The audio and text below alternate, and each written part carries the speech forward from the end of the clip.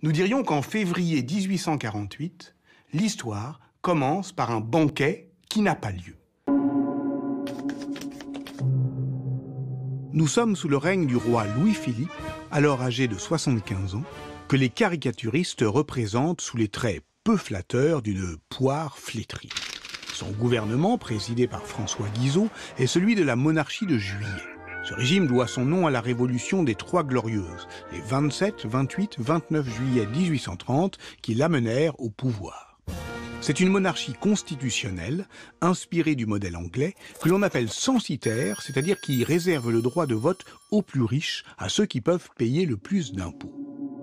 Les réunions publiques sont théoriquement prohibées.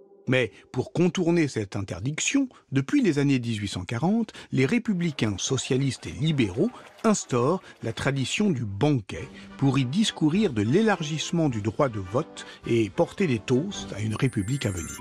Entre 1847 et 1848 est organisée une campagne d'environ 70 banquets devant culminer le 21 février, place de la Concorde, à Paris. Mais cette fois-ci, le banquet est interdit. Alors, la foule afflue vers la Concorde, où aurait dû se tenir le banquet, réclame au fond ce droit de se réunir et de parler politique. Et là, devant la pression populaire, très vite, le gouvernement cède.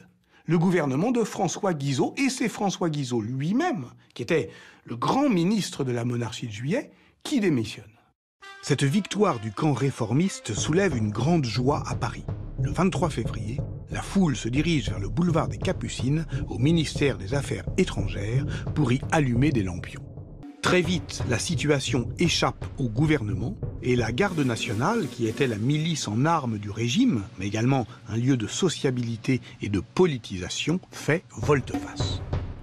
Et à partir du moment où la Garde nationale se retourne contre le régime de la monarchie de Juillet et prend fait et cause pour les émeutiers, c'est fini. Le jeudi 24 février, à 13h, le roi abdique. Il abdique en faveur de son petit-fils parce qu'il croit encore pouvoir sauver le régime. Mais tout va très vite, tout s'emballe. Le peuple envahit les Tuileries et au soir, dès le soir du jeudi 24, la République est proclamée. Le millésime 1848 fait irruption dans une chronologie que l'on peut faire démarrer en 1789 avec la Révolution française, puis la Première République et sa constitution. Une série de régimes se succèdent. Le Consulat, l'Empire de Napoléon Ier, la Restauration qui rétablit la dynastie des Bourbons renversée en 1830 au profit de Louis-Philippe d'Orléans. Mais l'esprit révolutionnaire de la Première République perdure. Il hante et traverse les décennies, passant d'une génération l'autre jusqu'à 1848, qui est ainsi la troisième Révolution française et la Seconde République.